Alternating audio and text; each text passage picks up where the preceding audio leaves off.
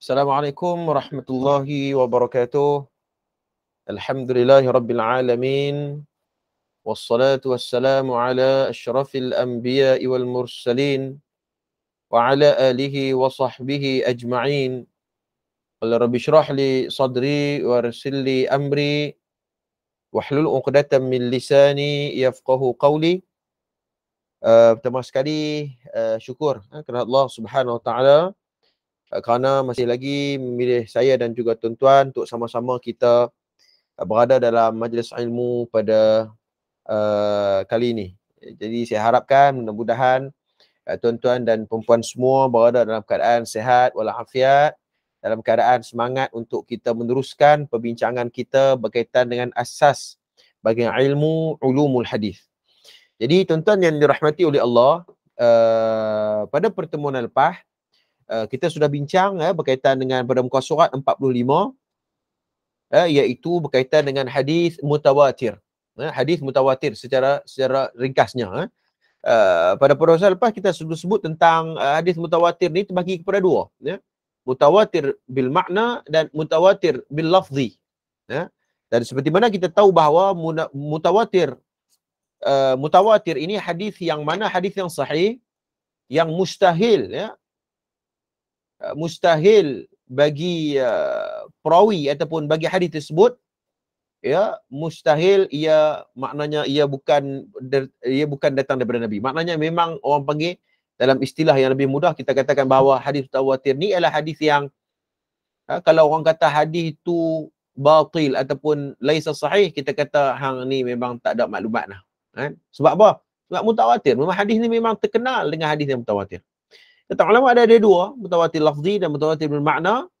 Mutawatir lafzi ni adalah ucapannya memang begitulah ucapan yang dinukilkan oleh Nabi SAW dan diriwayatkan oleh para sahabat dan generasi-generasi yang seterusnya. Para ulama mengkaji bahawa faqad rawahu aktsaru min 70 wa ahadithul mutawatirah tawaturan lafziyan qalilatun nisbiyan. Para ulama mengatakan bahawa hadis mutawatir bil lafzi ini adalah sangat sedikit, fahiya asyaratul ahadith faqat. Para ulama mengatakan bahawa ada 10 hadis saja. Tak banyak, bukan sampai 1000, 10 hadis saja yang hadis itu diriwayatkan sebiji-sebiji yang disebut oleh Nabi SAW. Pertama. Yang kedua, mutawatir bil makna ni ulang kaji sikitlah, iaitu mutawatir makna ni ialah wa huwa an yattafiqa rawatuhu 'ala al-ma'na duna al-lafzi.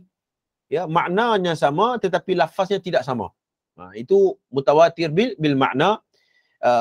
Seperti wa mithluhu ahadits azabil qabri wa na'imihi faqad rawaha hawali 40 sahabiyan.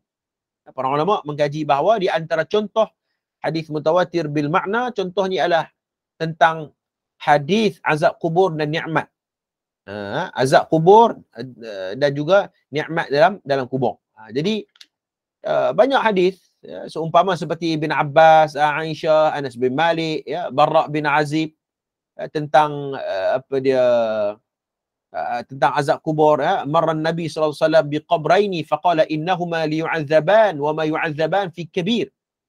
Banyaklah, antara lain juga daripada Aisyah, Nabi sallallahu alaihi wasallam kana yad'u fi salati Allahumma inni a'udzubika min 'adzabil qabr.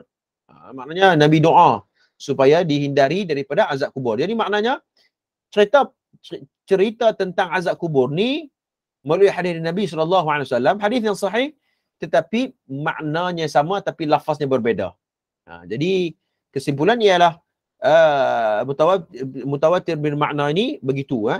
Dan para ulama mengkaji mutawatir bil makna ni, kita masih lagi pada muka surat 45 lah. Mutawatir bil makna ni tuan-tuan sekalian, iaitu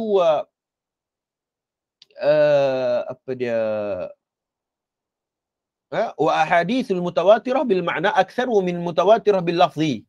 Mutawatir makna ni lebih banyak daripada mutawatir lafzi. Sebab saya sebut tadi ni hanya 10 saja. Dan juga bagaimana kita berinteraksi dengan hadis mutawatir? Apa hukumnya? Apa hukum kita berinteraksi dengan hadis mutawatir, sama ada mutawatir bil makna ataupun mutawatir bil lafzi? Para ulama mengatakan bahawa la syakka anna al-haditha al-mutawatir maqbulun.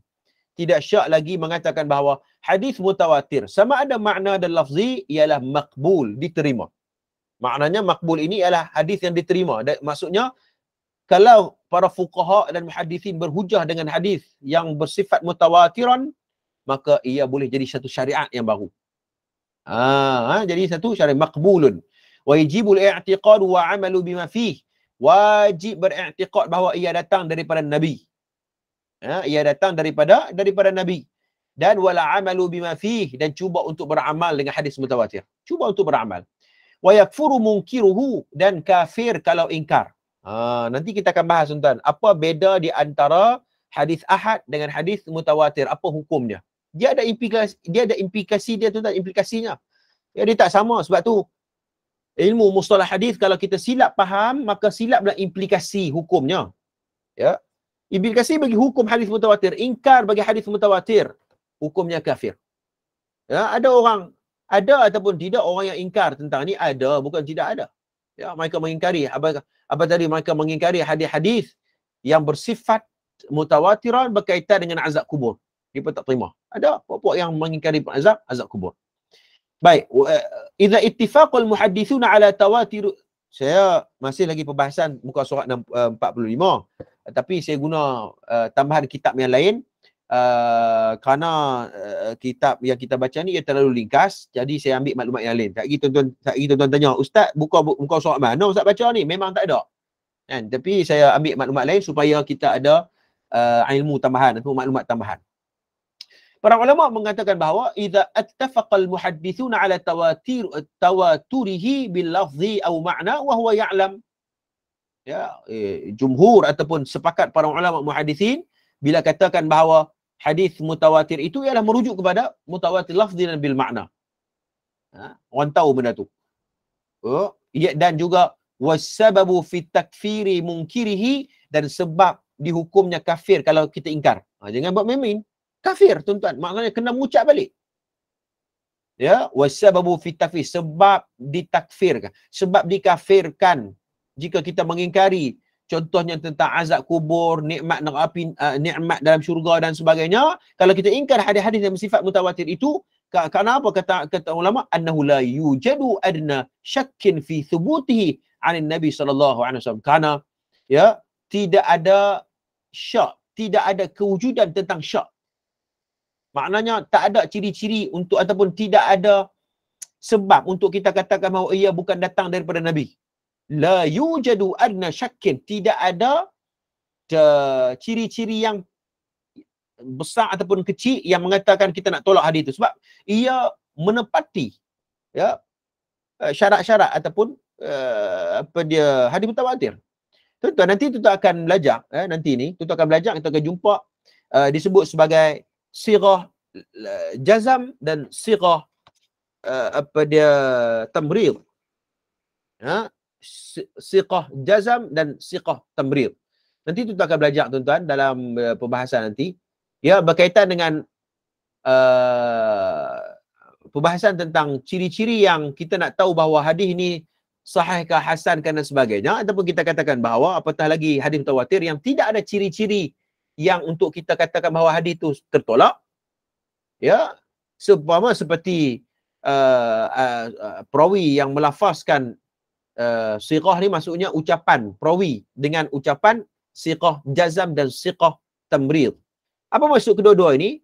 Iaitu seorang perawi kalau dia menggunakan siqah pada jazam pada hadis yang dhaif, dia guna siqah yang jazam ya pada perawi yang maknanya hadis yang dhaif, seumpama seperti dia menggunakan perkataan qala ataupun fa'ala ataupun amara ataupun naha. Ini siqah jazam, yakni siqah pasti. Maknanya perkataan dinukilkan oleh perawi ni dan hadis tu dhaif tapi diguna siqah jazam. Ini bermaksud bahawa ini bermasalah. Mana boleh?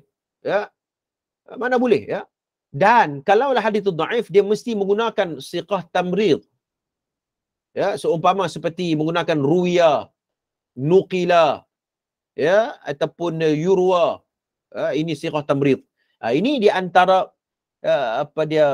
telitinya para ulama apabila mereka nak memastikan bahawa hadis itu ya betul ataupun sebagainya. Nanti kita akan tengok lebih mendalam berkaitan dengan ciri-ciri hadis, hadis sahih dan hadis yang lemah dan sebagainya. Nah, cuma saya nak sebut bahawa berkaitan dengan ucapan la yujadu arna syakkin itu tidak ada ciri-ciri ataupun kita kata bahawa benda yang boleh kita syak pada hadis mutawatir ini. Sebab itulah dia hukumnya kafir. Baik. ومن أوسع المؤلفات التي جمعت أحاديث المواترة بنوعها كتاب الاتحاف ذوي الفضائل مشتهرة بما وقع من الزيادة على الأزهار المتناثرة من الأحاديث المتواترة. Contoh kitab hadis mutawatir yang terkenal yang disusun oleh Syekh Abdul Aziz Al-Ghamari. Boleh tengoklah kitab tu. Kitab tu dia menghimpunkan hadis-hadis yang mutawatir. Ittihaf Zawil Fadail Al-Mushtarah Bima Waqa'a Min Ziyadah Ala Azhar. Kalangan Syekh Abdul Aziz Al-Ghamari rahimahullahu ta'ala. Ini di antara contoh kitab tersebut. Baik, kemudian ya, muka surat 46. Kita tengok syarat-syarat hadis mutawatir. Kita tengok syarat-syarat dia.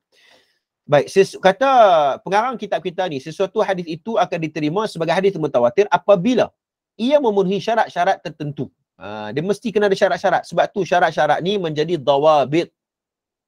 Ya, ataupun kita katakan bahawa sebagai ciri-ciri, mesti ini disiplin. Ini dia kata disiplin ilmu. Yang pertama, kata ulama, hadis tersebut hendaklah diriwayatkan oleh ramai perawi. Ulama berbeza pendapat berkaitan had bilangan yang minimum bagi perawi hadis mutawatir. Pendapat paling utama menurut sebagian ulama ialah 10 hadis. 10 orang perawi. Jadi maknanya baru ni, kalau bukan baru ni, pada pertemuan lepas, kalau tak salah saya, ada tuan-tuan pernah tanya saya berkaitan dengan bilangan hadis mutawatir. Kita sudah menjawab pada kali ini, kelas pada kali ini. Jadi jawapan bagi soalan tersebut, ya, berapa bilangan yang untuk kita klasifikasikan bahawa hadis itu mutawatir, kita kata bahawa itu perbezaan pendapat. Ya, para ulama mengkaji, ada sebahagian ada mengatakan bahawa ada yang mengatakan bahawa 40 orang. Ada yang kata 12 orang. Ada yang kata 300 orang lebih. Jadi masing-masing ada pendapat. Ada yang mengatakan bahawa yang kata 40 orang itu, ya, ia merujuk kepada bilangan orang solat Jumaat yang didirikan mengikut pendapat Imam Syafi'i. Maksudnya, ya, mengikut pendapat Imam Syafi'i 40 orang. Maknanya mereka berpendapat begitu. Kerana solat Jumaat pun 40 orang, mestilah kita, mutawatir pun 40 orang. Itu satu pendapat. Ada yang mengatakan bahawa 12 orang pun cukup. Kerana ini merujuk kepada membolehkan solat Jumaat, iaitu sebahagian pendapat dari Imam Malik. Imam Malik berpendapat, mereka merujuk kepada pendapat Imam Malik yang mengatakan bahawa 12 orang pun dah cukup sembahyang Jumaat. Sebab tu saya teringat dulu waktu saya belajar di Jordan dulu, kan, kami sembahyang Jumaat, tuan-tuan, tak ramai pun. Kan, kita 40 orang kan, tapi di Jordan ada beberapa tempat solat hanya beberapa orang ya, dalam 20 orang pun dah solat Jumaat. Kan, kami orang dulu mazhab Syafi'i masa pergi. Jadi kami tertanya-tanya, kami sah ni, sah dah. Rupanya bila tom tama, biasalah tom tama tu dia baru nak jumpa kitab lah apa. Bila masuk tahun 3 atau 4 barulah dia faham bahawa ini keluasan fiqh. Ini keluasan pendapat ulama yang luas, ya, masing-masing ada pengujahannya. Jadi ada yang mengatakan begitu.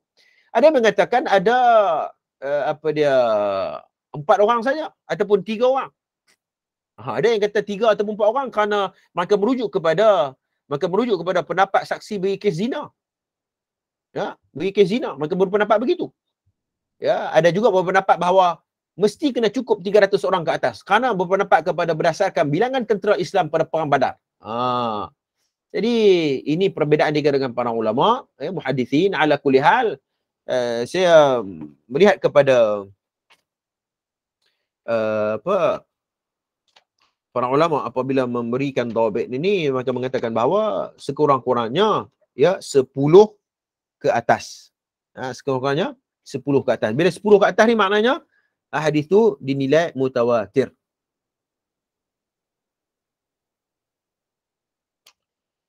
No, hadis mutawatir. Sekejap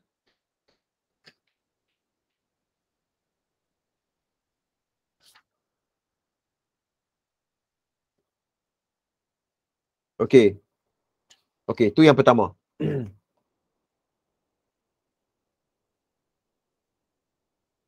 Baik, yang kedua tuan-tuan sekalian, iaitu bilangan perawi yang ramai itu hendaklah ada pada setiap peringkat sanad, iaitu daripada peringkat pertama sehingga peringkat yang terakhir.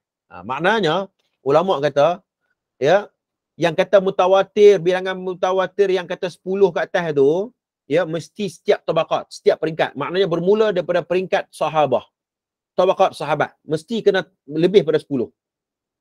Tabi'in lebih pada 10. Atba' tabi'in lebih pada 10. Atba' tabi'in mesti lebih pada 10. Ya, dia tak boleh sahabat 10 pada sahabat 10 main-main tengok-tengok dekat tabi'in hanya seorang saja, tak boleh. Ataupun dua orang. Ya, lepas tu ramai balik, tak boleh. Ya, dia mesti ya kullu tabaqat. Setiap tabaqat kata ulama. Ya, disebut sebagai ay yatawaffara dhalika fi kulli halqatis sanad. لأنه أن فقد ذلك في الحلقة واحدة فربما جاء الخطأ أو كذب منها. Ini syarat, mesti setiap tabaqat lebih pada 10. Ya, sebab kalau kata satu saja, dia kemungkinan akan berbohong, kemungkinan akan tipu, ataupun ada kemungkinan berlakunya pembohongan. Jadi maknanya syarat mutawatir ni dia agak ketat sikit berbanding dengan syarat hadis ahad. Tak sama. Hadis mutawatir agak ketat sikit. Jadi mesti by tabaqat. Mestilah melebihi 10. Tuan-tuan sekalian. Ataupun ke atas. Baik, kemudian yang ketiga, kebiasaan secara logiknya mustahil bagi perawi bersepakat untuk berdusta melalui hadis yang diriwayatkan oleh mereka. Pendustaan ini tidak akan berlaku sekiranya para perawi hadis tersebut mempunyai latar belakang yang berbeza dari segi benua, negara, mazhab, aliran pegangan dan lain-lain. Justru meskipun terdapat ramai bilangan perawi bagi sesuatu hadis, kemungkinan ia masih belum diklasifikasikan sebagai mutawatir. Dalam situasi yang lain, berkemungkinan juga terdapat hadis yang mempunyai bilangan perawinya sedikit tetapi dihukum sebagai hadis mutawatir. Jadi poin yang ketiga ni tuan-tuan sekalian, ya, dia bukannya melihat kepada bilangan sangat. Dia melihat kepada maknanya dari sudut, ya, kita nak katakan dia mustahil macam mana? Maksudnya hadis itu diriwayatkan oleh pelbagai kaum, atau pelbagai mazhab, pelbagai latar belakang, pelbagai aliran, pelbagai mazhab, pelbagai aliran, pelbagai pegangan, pelbagai benua, ya, pelbagai bahasa. Jadi kita katakan bahawa mustahil, ya, hadis itu diriwayatkan oleh, ya, maknanya kelompok-kelompok tertentu saja. Contoh yang nak bagi senang, kita katakan bahawa, ya, siapa kenal Presiden Amerika sekarang ni, contoh. Ataupun kita kata bahawa, kan, negara Malaysia wujud ataupun tidak. Kan, tanya pilah orang kat dunia ni, semua orang tahu bahawa Malaysia tu memang ada dekat dunia ni. Pokoklah kita pergi kat Jepun tu, kita tanya, Malaysia tahu Malaysia? Malaysia tak tahu. Contohnya kan, punyalah dia duduk parlament. Kan, dia kata, hang ni memang tak mengikuti zaman sungguh. Kan, Malaysia pun tak tahu, contoh kan. Semua orang tahu bahawa kewujudan Malaysia, kan, ataupun kewujudan negara China. Semua orang tahu. Sehingga kalau orang kata bahawa pilah ceruk mana pun, orang Kedah kata, kan, pergilah kat mana pun, orang akan tahu bahawa benda tu pelbagai bilangan bangsa, pelbagai mazhab dan sebagainya, semua orang tahu bahawa, ya, China itu salah sebuah negara yang berada di dunia ni. Kalau orang kata tak ada, mana ada, duduk kat bulan. Maknanya itu ialah, istilahnya ialah, orang panggil gila kot kan. Mungkin tak ada maklumat ke apa. Okey, jadi macam tu. Jadi mustahil. Maknanya kalau kita berbeza, wa amma qadaya al-aqliyah al-mukhtalafu fiha fa inal ihtimal khata malayin nas fiha amrun mawjudun wa muntashirun. Kata Syarah Qudah. Mustahil dengan akal, berbeza tempat, berbeza permazhab, tengok-tengok kita kata bahawa hadis ni tak mutawatir. Jadi memang kita kata bahawa tertolaklah. Jadi kita kata bahawa ini termasuk dengan ciri-ciri mutawatir. Baik, kemudian yang keempat tu kita tengok muka surat 46, pengkhabaran hadis itu hendaklah disandarkan kepada panca indera yang 5. Sebagai contoh, perawi berkata, kami mendengar dengan telinga kami sendiri, kami melihat dengan mata kami sendiri, kami merasa dengan lidah kami sendiri, dan lain-lain jika pengkhabaran bersandarkan kepada akal semata-mata, ia tidak akan dianggap sebagai mutawatir. Seperti kata-kata ahli falsafah Yunani bahawa alam ini adalah qadim, sedia ada. Maknanya sepaham kita bahawa ya perawi yang cakap tu mestilah perawi itu dia cakap yang bilafaz sirah jazam. Sirah jazam kita bahas tadi ni. Mesti dengan sirah jazam. Mesti dengan ucapan yang kami tengok, kami khabarkan, haddathana, akhbarana, amarana, ataupun nahia dan sebagainya. Ini ucapan-ucapan sirah jazam ataupun ucapan-ucapan yang bila kita tahu riwayat ucapan tu bermaksud, kita tahu bahawa yang ni bukan tipu. Maknanya ucapan-ucapan yang betul. Kan? Contohlah tuan-tuan, kita nak bagi senang faham. Kan? Contohnya, kan, ada orang tanya kita kan, satu soalan. Kan? Kita jawab dengan yakin. Dia kata, aku tengok sendiri benda tu. Takkan hang tak percaya? Contoh. Kan? Aku duduk di tempat sendiri. Aku duduk di tempat tersebut. Takkan benda tu salah? Contoh. Kan? Tapi kalau ada orang tanya kita satu soalan, kita kata, dia lah kot. Mungkin dia kata lah kot. Jadi itu orang panggil ucapan yang tidak kuat. Maknanya saya sebut bahawa poin yang keempat ini mestilah ia dengan panca indera. Maknanya memang dengan ucapan yang jazam ataupun dengan kita katakan bahawa dengan ucapan yang dia bukannya falsafah Yunani yang bermain dengan ilustrasi minda saja tanpa ada ucapan yang jelas. Begitu. Baik.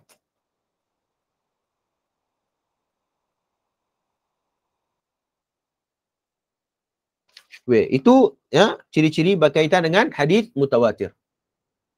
Okey, kemudian kita masuk hadis ahad. Muka surat 47. Tuan-tuan tengok. Hadisun ahad. Hadis ahad ialah hadis yang tidak memenuhi syarat bagi hadis mutawatir. Jadi seperti mana yang kita bahas tadi ni, ciri-ciri hadis mutawatir, hadis ahad ni tak ada ciri-ciri itu kat dia. Ya, ia juga disebut dengan istilah khabar ahad. Kita sudah bahas pada pertemuan lepas istilah khabar, athar dan juga hadis dan sunnah. Kebanyakan ulama mengatakan itu makna yang sama. Makna yang sama. Walaupun berbeza dari sudut perkataan dan lughah, tapi dari sudut makna sama. Athar, sunnah, khabar dan sebagainya. Baik. Khabar ahad ataupun hadis ahad itu terbahagi kepada 3. Hadisun ahad. Terbagi kepada 3. Terbagi kepada 3. Baik. Kita tengok. Hadis yang pertama terbagi kepada 3. Hadis ahad ni maknanya hadis yang tidak menepati ciri-ciri hadis mutawatir. Maknanya hadis itu mungkinlah dia tak sampai 10 perawi setiap tabaqat. Jadi macam tu. Nanti kita akan berinteraksi tuan-tuan. Berkaitan dengan hadis masyhur, aziz dan gharib. Baik. Kita tengok contoh yang pertama. Bagi hadis ahad ada hadis gharib. Tuan-tuan, hadis gharib ya iaitu hadis yang diriwayatkan oleh seorang perawi sahaja, sama ada di awal, tengah ataupun akhir. Nama lain bagi hadis gharib ialah fard ataupun tafarrud. Dan menurut bahasa artinya sama dengan gharib. Sebagian ulama membedakan antara kedua-duanya dan mereka menjadikan setiap satu daripadanya sebagai sebahagian hadis yang tersendiri. Namun Al-Hafidh Ibn Hajar Al-Asqalani mengatakan bahawa kedua-dua nama tersebut digunakan menurut bahasa dan istilah. Jadi maknanya hadis gharib ni tuan-tuan ialah diriwayatkan oleh seorang perawi sahaja. Ya, sama ada satu peringkat ataupun pada awal sehinggalah habis. Satu ya. Nanti kita tengok contoh aja. Satu perawi ya daripada Nabi, sahabat, tabi'in, atbat tabi'in, semua seorang yang meriwayatkan hadis tu. Gharib. Hadis ni gharib ya, kata al-Imam Al-Baiquni rahimallahu taala, wa qul gharibun ma rawain faqat. Kata Al-Imam Baiquni dalam Manzumah Al-Baiquniyah rahimahullahu taala, dia katakan bahawa al-haditsun gharib, hadis yang diriwayatkan oleh seorang perawi sahaja. Kata Al-Imam Al-Baiquni rahimahullahu taala. Dan kalau kita tengok para ulama kontemporari, ya, seumpama sebuah hadis gharib huwa haditsul ladzi fi ihdal halaqatihi aw aktsaru rawain wahidun wa hadha bi ghadd an-nazar 'an al-'adad ar-ruwa fi al-baqiyat al-halqat. Yani hadis gharib ni hadis yang diriwayatkan oleh seorang perawi ataupun satu tabaqat ataupun dengan tabaqat yang lain ataupun dengan setiap peringkat. Seorang perawi ya. Baik. Kemudian kita tengok pada muka surat 48 ya, tuan-tuan tengok ya, tengok carta dia tu. Dia buat bagus ni, buku ni memang asas lah untuk ni nak bagi kita senang faham lah. Contoh sanad hadis gharib. Tuan-tuan tengok Nabi SAW ni hadis. Muka surat 48, tuan-tuan tengok ada carta sahabat. Okey, kemudian 2 orang perawi. Kemudian 3 orang perawi, 3 orang perawi, kemudian 2 orang perawi balik. Jadi ini contoh hadis gharib kerana diriwayatkan oleh seorang sahabat. Ya. Hadis ini dihukum sebagai hadisun gharib. Okey? Baik. Kemudian tuan-tuan, jadi hadis gharib dalam buku ni dia terlalu sikit. Jadi saya nak buat tambahan sikit tuan-tuan. Ini maklumat tambahan. Berkaitan dengan hadis gharib ni tuan-tuan, ia terbahagi kepada 2. Para ulama membahagikan gharib ni terbahagi kepada 2. Pertama ialah hadis gharibun nisbi. Ya. Gharib an-nisbi. Minta maaf. Yang pertama gharib mutlak. Gharib mutlak dulu. Awaluhuma gharibul mutlak. Yang pertama ialah hadis mutlak, gharib mutlak. Hadis gharib mutlak. Apa maksud gharib mutlak? Gharib mutlak kata ulama wa huwal hadis ya alladhi sabaqa ta'rifuhu ka'annahu la yurwa illa an sahabiyyin wahidin. Iaitu perawi hadis yang mana perawi itu sahabat Nabi, seorang sahabat saja yang meriwayatkan hadis itu. Maknanya seorang sahabat saja yang meriwayatkan hadis itu. Itu disebut sebagai gharibul mutlaq. Mutlaq. Ya. Contohnya apa? Contohnya wa mithlu hadithu innamal a'malu binniyat wa innama likulli imri'in ma nawa faman kanat hijratuhu ila dunya yusibuha aw ila imra'atin yankihuha fahijratuhu ila ma hajara ilaih. Hadis yang direkodkan oleh Al-Imam Bukhari dalam Kitabul Bada'ul Wahyi. Jadi contoh bagi hadis gharib mutlak iaitu hadis yang mana innamal a'malu binniyat tu. Semua kita tahu hadis tu. Betul tak tuan-tuan? Semua kita tahu hadis tu. Para ulama mengatakan bahawa fahadzal hadis lam yarwihi 'an Nabi SAW illa Umar bin Khattab radhiyallahu anhu. Hadis itu innamal a'malu binniyat tu ya tidak diriwayatkan melainkan seorang sahabat Nabi saja yang bernama Sayyidina Umar. Sayyidina Umar yang riwayat hadis itu disebut sebagai hadis gharibul mutlaq. Ya. Kerana apa? Bal huwa hadithun gharib fi halqatihi arba'il ula. Pada peringkat yang pertama. Ya. Baik. Sebab tu sebagai ucapan ulama apabila mereka menukilkan ucapan berkaitan dengan hadis-hadis gharib mutlak ini, maka mengatakan bahawa gharibun la na'rifuhu illa man hadzal wajhi. Gharib ya, satu gharib kami tidak mengetahui hadis ini kecuali pada wajah itu saja. Ini ucapan di antara ucapan-ucapan yang kita nak pastikan bahawa hadis itu gharib mutlak ataupun sebagainya. Baik, pertama. Yang kedua tuan-tuan sekalian, hadis gharib an-nisbi. Tadi gharib mutlak, yang ni gharib nisbi. Apa maksud gharib nisbi? Para ulama mengatakan bahawa gharibun nisbiyyu huwa hadithul ladzi tafarrada wahidun biriwayatihi an rawin muayyanin. Iaitu hadis yang menyendiri pada sanadnya, ya, iaitu selepas daripada peringkat sahabat. Ya, maknanya lepas pada peringkat sahabat bermula peringkat tabi'in sehingga seterusnya.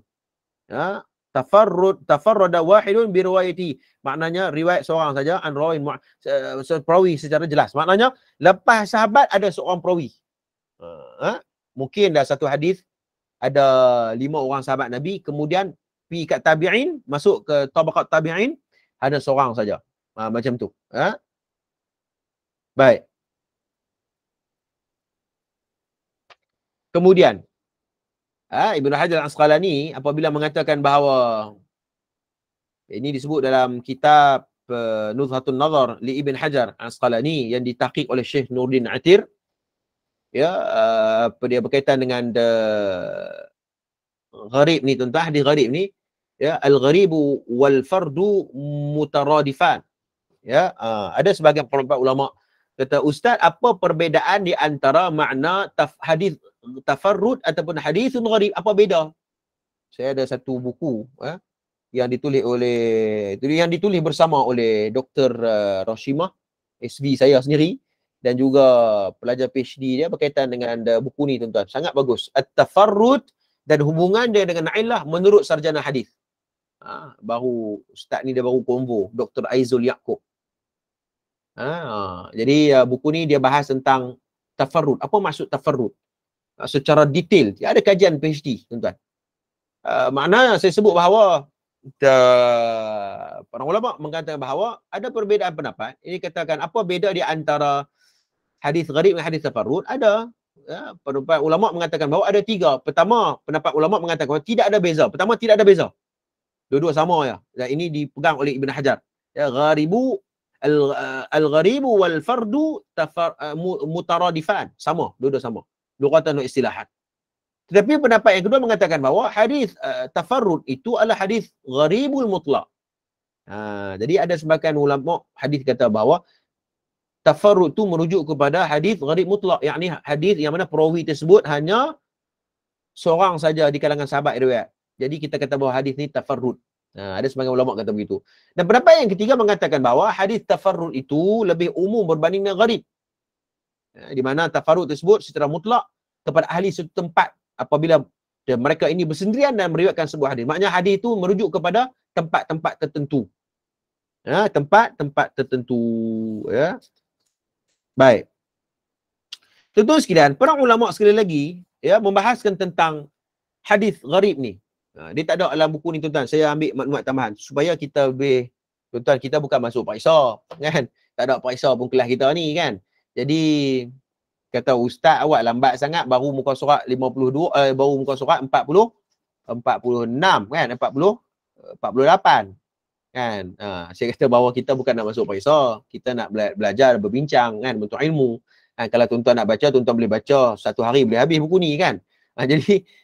Jadi maknanya kita mungkin nak ambil maklumat tambahan yang ada dalam kitab-kitab yang lain supaya perbincangan kita itu perbincangan yang agak lumat dan taklah terlalu kita kata tak dalam sangat kot, insya-Allah kita boleh faham kita boleh faham insya-Allah. Baik.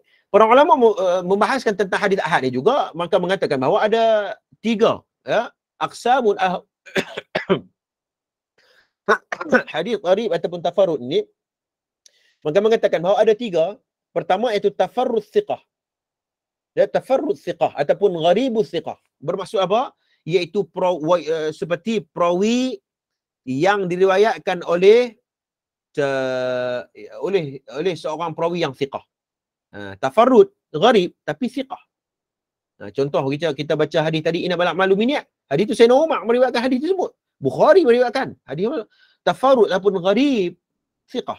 Kita bahawa ya tafarrudu al-thiqati. Para ulama mengatakan di antara salah satu ucapan berkaitan dengan kita nak pastikan ini adalah tafarrud thiqah, iaitu lam yarwihi thiqatun illa fulan.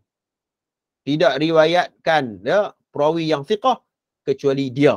Jadi maknanya ini ungkapan ulama ajarhu wa ta'di dan selainnya berkaitan dengan seorang perawi yang thiqah, dia riwayatkan satu hadis saja. Begitu. Yang kedua tafarrudu an rawi. Ya, wa yuqal lam yarwihi an fulan illa fulan. Ya, maknanya yang kedua ialah dia tafarrud, maksudnya dia perawi itu dia meriwayatkan satu hadis saja. Tapi dia tak kata bahawa dia tu thiqah ataupun tidak. Hak tadi kata thiqah. Dia spesifikkan, dia khususkan bahawa hak nombor 1 tadi ni berkaitan dengan tiada perawi yang lebih tiada hadis yang diriwayatkan oleh dia melainkan perawi yang thiqah ni. Thiqah. Yang nombor 2 dia tak jelaskan, dia tak mention kaitan dengan thiqah. Dia hanya mengatakan bahawa tafarrudu ar-rawi iaitu hadis ni diriwayatkan oleh seorang perawi saja. Mungkin thiqah, mungkin tak thiqah. Mungkin sahih, mungkin tak sahih. Begitu. Antara ucapan ni ialah wa yuqal lam yarwihi an fulan illa fulan. Tidak ada riwayatkan daripada fulan ataupun dari perawi tersebut kecuali dia. Jadi macam tu. Yang ketiga tafarrudu an ahli al-balad. Iaitu ya seorang perawi dia meriwayatkan hadis itu dengan ahli al-balad, makna tempat dia saja. Contohnya wa yuqal tafarrada bihi ahlu Syam. Ya, contohnya hadis itu diriwayatkan oleh ahlu Syam saja, contoh. Ataupun ahlul Iraq. Hanya tempat-tempat tertentu.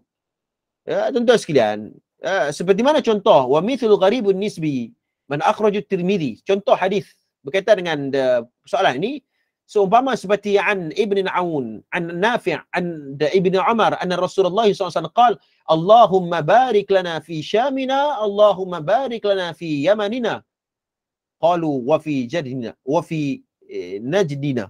Nah, hadis ni dikeluarkan oleh Imam Tirmizi dalam sunahnya. Apa dia, dan hadis ni ialah orang hak belajar Syam dulu. Saya belajar Sat di Syria, tuan-tuan. Kejap belajar di Syria. Saya sampai di Syria, mereka baca doa ni lah.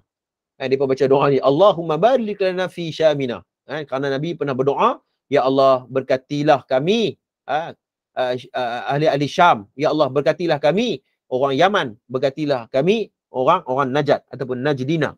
Jadi orang-orang hak duduk di Syam ni dapat doa Nabi sallallahu alaihi wasallam. Mendapat doa Nabi SAW. Imam Tirmizi kata apa? Hadha hadithun hasanun sahih gharib.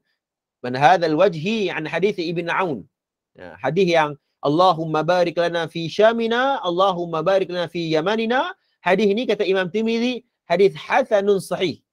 Tuan-tuan, hadis hasan sahih ni pun banyak perbahasan dia. Nanti kita akan bahas, tuan-tuan. Apa maksud hasan sahih? Gharib. Kerana diriwayatkan oleh seorang saja, Ibn Aun. Dia seorang yang riwayatkan hadis ni. Jadi kita katakan bahawa memang orang yang duduk Syam ni seperti mana kata ulama, Syam ma'rufah wa tadammuna fi asrina al-Urdun wa Suri wa Palestin wa Lubnan wal Yaman ma'rufah kadzalika amma Najd fa hiya juz' min Saudiyah wa hiya waqi'ah syarq al-Hijaz atau syarq al-Makkah al-Mukarramah wal Madinah al-Munawwarah wa man najada kharaja Musailamatul Kadzdzab. Kata ulama, apabila membahaskan tentang Syam, Syam ni ia merangkumi Jordan, Syria, Palestin dan Lubnan. Ini bila sebut tentang Syam, dia himpunan daripada beberapa buah negara tadi. Apabila sebut Yaman, kita tahu Yaman ni memang terkenal. Wal Yaman ma'rufah kadzalik. Yaman kita tahu Yaman lah ni lah. Amman Najd ataupun Najd, iaitu merujuk kepada Saudi. Sebahagian daripada Saudi.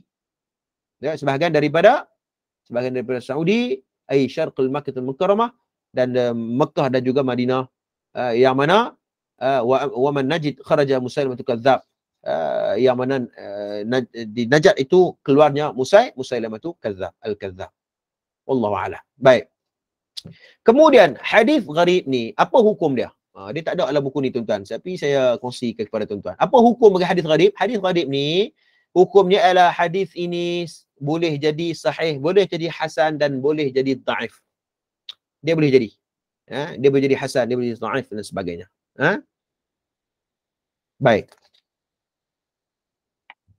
Habis tentang hadis gharib. Baik, kita masuk pada hadis yang kedua, iaitu hadis ahad, iaitu hadis aziz.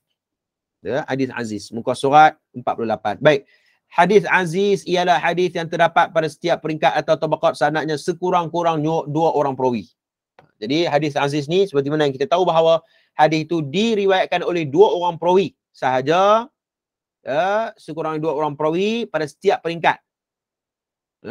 Jika terdapat pada setiap peringkat sanad 3 orang perawi atau lebih, ia tidak menjadi masalah kerana pertambahan yang berlaku dalam perkara itu diperlukan. Pertambahan pada setiap peringkat dapat menyokong satu hadis dan menjadikan pertambahan kuat. Maknanya kesimpulannya ialah hadis aziz merujuk kepada hanya 2 orang perawi sahaja pada setiap peringkat meriwayatkan hadis tersebut. Meriwayatkan hadis tersebut. Contoh sanad di atas menunjuk kepada setiap peringkat mempunyai hanya 2 orang perawi saja. Maka hadis di atas dikira sebagai aziz. Hadis aziz juga boleh jadi hasan, boleh jadi sahih dan boleh jadi dhaif. Jadi seperti yang kita tahu bahawa hadis aziz ni ada 2 perawi saja. Para ulama mengatakan bahawa wasumiyal azizan li'anna riwayatul rawi ta'azzazat ay taqawwat bi riwayatihi rawin akhar. Para ulama mengatakan bahawa kenapa nama aziz? Kerana ia menguatkan, kerana ada 2 perawi. Ada 2 orang perawi, maknanya ada 2 riwayat yang lain yang menyokong antara satu sama lain.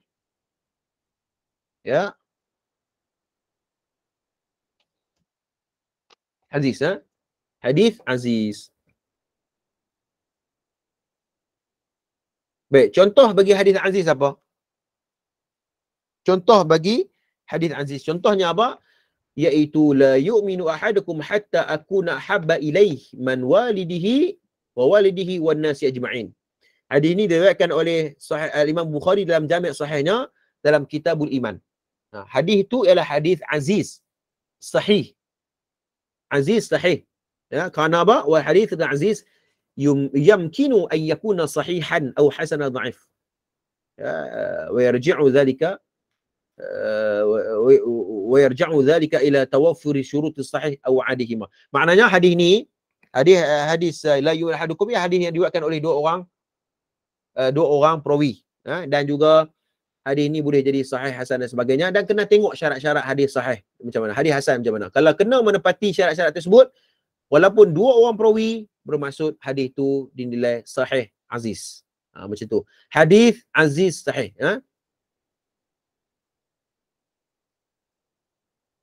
Okey, habis. Sekejap hadis aziz ni. Baik, kemudian hadisun masyhur.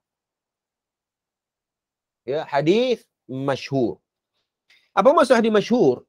Hadis masyhur ialah hadis yang telah diriwayatkan oleh 3 orang perawi atau lebih, tetapi tidak sampai kepada tahap hadis mutawatir. Hadis masyhur ialah hadis yang 3 sampai 9 macam tu. Ya, 10 ya mutawatir. 3 sampai 9. Ya. Dan hadis ini dinamakan sebagai mustafid. Ada juga digelar sebagai hadis mustafid atau hadis masyhur. Ya, hadis masyhur. Baik, kata Imam Baiquni dalam Manzumah Al-Baiquniyah, hadithun masyhurun man warwi fawqa ma thalathahu. Hadis masyhur pula ialah diriwayatkan oleh lebih daripada 3 orang perawi. Ini disebut oleh Imam Al-Baiquni dalam Manzumah Al-Baiquniyah rahimahullahu ta'ala. Baik. Berkaitan dengan hadis masyhur ni tuan-tuan, ya, dia tak ada pembahasan, cuma saya dalam buku ni cuma saya tambah. Hadis masyhur ni tuan-tuan dia terbahagi kepada beberapa. Ada yang masyhur di kalangan muhaddisin. Ya, ada yang masyhur di kalangan fuqaha. Ya. Dan ada yang masyhur di kalangan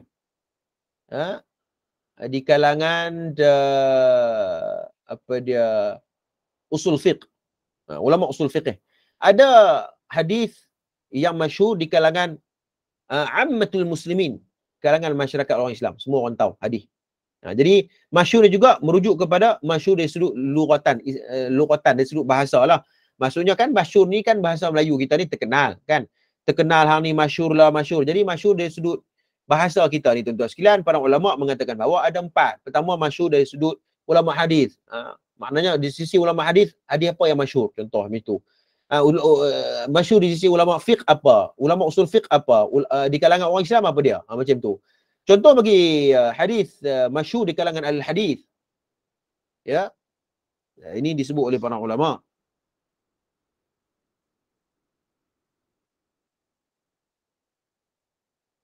Sekejap saya tengok dia punya ni.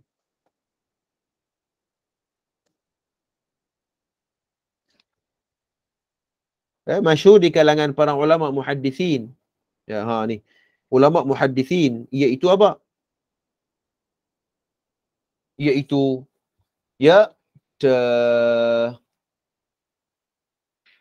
qanata Nabi sallallahu alaihi wasallam syahran ba'da ar-ruku' fi salati subhi yad'u ala ra'in wa zakwan. Hadis diriwayatkan oleh Imam Muslim daripada Anas bin Malik, Nabi SAW pernah melakukan kunut selama 1 bulan selepas dari rukuk ketika salat subuh, berdoa ke atas kebinasaan Ri'al dan Zakwan. Jadi ini perbahasan berkaitan dengan hadis, berkaitan dengan perhukum baca doa kunut subuh tu kan. Ada yang kata baca doa kunut subuh tu sunat, maknanya angkat tangan tu dilakukan oleh mazhab Syafi'i. Ada mengatakan bahawa tidak, doa kunut itu merujuk kepada kunut nazilah kan. Jadi mereka berpandukan kepada hadis ni, hadis riwayat Imam Muslim ni. Qanatan Nabi SAW syahran ba'da ruku', sebulan Nabi angkat tangan untuk doakan kebinasan kepada 2 orang ni, Ri'al dan Zakwan ni, buat masalah kepada Islam. Nabi doa kunut nazilah kat dia, doa kebinasaan kat dia. Jadi Ada para ulama mengatakan bahawa ini merujuk kepada kita bahawa kunut sembahyang subuh tu ialah hanya dilakukan kunut nazilah saja. Bukannya subuh tiap hari Nabi buat. Kerana pasti kalau buat tiap hari, pastinya para sahabat akan meriwayatkan hadis yang lain. Macam tu. Jadi masing-masing ada pengujahan, ada dalilnya. Jadi kita ra'ilah. Saya rasa kita ra'i dalam perkara tersebut. Jangan kita bergaduh lah. Baik. Masyhur di kalangan fuqaha, di kalangan fuqaha, iaitu apa? Abghadul halal ila Allah Ta'ala, ila Allah Ta'ala at-talaqu. Hadis diriwayatkan Abu Daud. Abu Daud tidak memberi komentar pada hukum ni. Abu Daud dia tak memberi komentar. Tuan-tuan, ada perbahasan yang agak dalam sikit berkaitan dengan sunan Nabi Daud ni, manhaj dia. Abu Daud ni kalau dia diam, apa maksud dia? Kalau dia bercakap dia mengatakan sahih, apa ulama faham. Jadi macam tu. Diam Abu Daud tu apa dia? Sakatul Abu Daud. Kalau diam Abu Daud, dia tak cakap apa berkaitan dengan seorang perawi ataupun hadis tu, kita nak hukum apa? Jadi para ulama bahas lah. Ada yang kata diam Abu Daud tu bermaksud sahih. Ada yang kata diam Abu Daud tu bermaksud laisa sahih. Jadi pembahasan tu dia agak mendalam sikit. Tapi tak apa, saya tak mau sentuh dalam bab tu. Cuma kembali kepada pembahasan ni, masyhur baina fuqaha ke hadis abghadul halal. Ya, benda yang paling Allah suka, benda halal tapi Allah suka, minta maaf. Benda yang Allah marah, Allah tak suka, benda tu halal di sisi Allah, iaitu at-talaq. Bentuk talaq. At-talaq. Masyhur 'inda al-usuliyin, ya, terkenal di kalangan ulama usul fiqh, ya, seumpama seperti ya, innallaha wada'a ala an ummati al-khata'a wa nisyan wa ma ustukrihu alaih. Apa maksud dia? Ya, hadis ni dalam Majmu' Syarah Muhadzab oleh Imam An-Nawawi rahmatullah alaih, hadis ni sahih. Ya, dan tuan-tuan boleh tengok dalam Sunan Ibn Majah dalam kitab minta maaf. Dalam Sunan Ibn Majah dalam kitab at-talaq. Yang bermaksud ya, telah diangkat, dibebaskan umatku kepada yang tersalah, terlupa dan dipaksa atasnya. Maknanya raf'ul qalam. Allah tak tulis dosa, Allah tak tulis benda tu salah, ya, kecuali 3 benda ni. Pertama, dia lupa.